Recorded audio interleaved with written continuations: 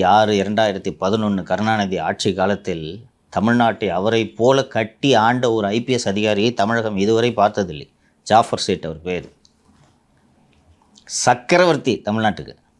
ஜாஃபர் சொன்னது தான் சட்டம். இல்லை அந்த பீரியடில் தான் ரொம்ப சறுக்குனார் அப்படின்ட்டு நான் நினைக்கிறேன்.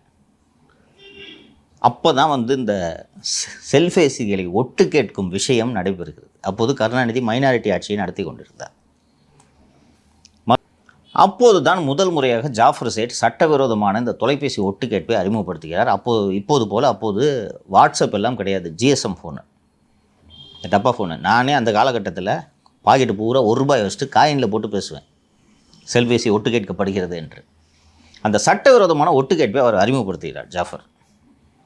இது மாதிரி சொன்ன உடனே கலைஞர், இப்படிப்பட்ட ஒரு உளவுத்துறை அதிகாரியை நான் பார்த்ததே இல்லையே. கருணாநிதிக்கு வேண்டியது இன்டெலிஜென்ஸு. அவர் பிள்ளைய போல கிடையாது. அவர் வர்ற இன்டெலிஜென்ஸ் போட்டு கூட படிக்காமல் என்ன நடக்குதுன்னு தெரியாமல் இருக்கக்கூடியவர் கிடையாது. அவருக்கு வேண்டியதுனா இன்ஃபர்மேஷன்.